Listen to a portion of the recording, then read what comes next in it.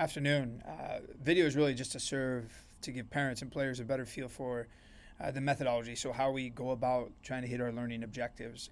So the focus was on the methodology behind our concept of creating, locating, and advancing a free player. The free player is the open player, the player that's 1 versus 0. So how we did that at last Thursday's session. So as we discussed in the meeting way back in August, is that we had these three levels to the session. There was a habits part, a concepts piece, and then the game. So how it worked from a free player perspective is this: habits. It was the individual things that we were looking at. So we're looking at body profile. So can they shape their body up to see as much of the field as possible? They see as much of the field, greater likelihood they make a good choice and see the free player. Head up, always looking and perceiving. And they're always looking for important references. They want to look at where the ball's at, where the space is on the field or in the exercise, where teammates are, and then where is the defender. So those are those references that should help them in their decision-making process. So they need to be able to perceive where those things are going on. And the last bit was receiving on the back foot or receiving away from pressure. We do that because we're able to break lines of pressure, which means we can beat a player or a line of players with our first touch. We're able to get away or escape pressure. We can shield it with that touch. And then if under pressure we're not able to go forward or find a free pass, we can then protect the ball and shield the ball. So those were the three heavy habits that we worked on. Concept-wise, we were looking at drive to attract and create a free player. So you can dribble, you can hold the ball. You're trying to get someone to come to you in order to then release someone else. And then how do we position ourselves in between players, so in between defenders and behind lines of pressure? So again, how does that all fit? And then finally the game. So then we take all these habits and concepts and then we connect them to the bigger picture. So if we looked at the habits piece, so this was our initial exercise. So we started with this 4 versus 2 exercise. The two players in the middle tried to win the ball and dribble out of the space to score points, and the players on the outside were trying to build passes to score points. What we talked about with the team is these 3 values, or the 3 different types of passes we could play. So the highest value, or the pass that brings us closer to scoring goals, would be this third line pass that goes between and behind defenders. So that player needs to be positioned behind the defenders and between the defenders to find the pass. The second best pass is the one that allows us to go around the pressure, which would be that second line pass. So we're still able to break pressure with our first touch, but instead of going in behind them, we're going around them. And then the last, or the lowest value, would be that first line pass, where it's a pass to a teammate that is remaining in front of the defenders. So there could be value, but it does not break pressure. So we talked a little bit about that in this image. So then how are we able to then use our habits, like our body profile, so open to see, head up, looking to see, can we play the third line pass, our receiving on our first touch in order to then break that line of pressure. And so a lot of those individual habits there. So we went from this, we went into an unopposed passing exercise where they were receiving on their back foot and getting this rhythm, and then we went back into it again for improvement. So that was stage 1. Stage 2 was a 4v4 plus 3.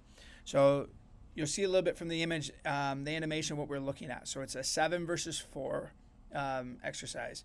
So where you're giving the team a possession and overload. So what you'll see in the video is this is actually Inter Miami when they're here playing Minnesota United last, or I think it was May, using this as their warm-up. So the white players, including Messi, is playing as a neutral player right through the middle of the field, and it's 4-on-4 with the use of those 3 neutral players.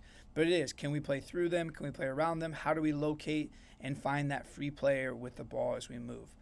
So a really important thing as far as we look at this, as you see the image, it's very functional as well. So we start to put in positions. So we have our goalkeeper, we have our holding midfield player, and we have a striker, and we were able to do that in practice as well. So again, it's an exercise that starts to layer in some of these concepts, but then it also starts to put people in position, so they start to frame this in reference to the game as well. So a couple live examples, for us as we kind of look at the importance of this is, where does this show up in a game? So if you would freeze it, you could see the goalkeeper as one of the neutral players, that central neutral player about to receive the pass, and then you have the 2 players next to him, and then 2 players higher. So again, that same exercise appears again in the flow of the game. This is a Division 2 team in Spain. So again, we're not talking about the best team in Spain, but you can see again, there's that bottom or that neutral player at the end. You've got players on the outside with a neutral player on the inside. So a really good picture of that as well. Same thing again, as we look at this. You see that bottom neutral player, the goalkeeper. They have a player on each side, which would be the center backs. You then have your central neutral player as a 6 arriving, and then 2 higher players as attacking mids there. So again, reinforcing this idea, how it fits into the game, but painting this pictures for the players often so that they can see it and how it works.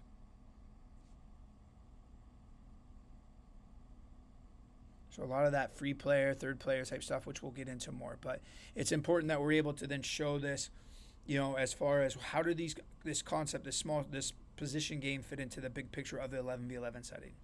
And finally, we did end in a little 6v6 or 7v7 game. In this case, show you the image of what was designed. We had to adjust due to numbers, but here's our starting point. So it was 6v6 or 7v7 with in possession. So there was 5 field players, a goalkeeper to give 6, plus a middle neutral player would give you 7 versus the other team's 6. What it became was a 7v7 game, which was nice, but what you'll see with this image is this. So now you start to see those positional profiles. You start to see kind of what we talked about in the 4v4 plus 3. And then here is that 4v4 plus 3 game again. You've got the box plus a central player in the middle of it with targets at each end. So again, it starts to build these concepts over and over, but we just add layers of complexity. So the big thing is like we go from a 4 versus 2 where there's a very clear 2-player overload with less players. We build in more players, which makes the situation more complex. And then obviously we build in the game, which has goals on either end. Numbers start to even out. The overload isn't as big, which adds to complexity, which then challenges the players to then recognize these concepts and recognize these solutions collectively. So again, hopefully this helps a little bit as you envision the training session. The girls are adjusting really well to it as far as what we're asking of them, but it is very layered. We typically want to progress the session and layer the concepts on top of each other. And then through the season, we layer these on top of each other as we progress up the field as well. So hopefully this find helpful. Looking forward to another good week with the group.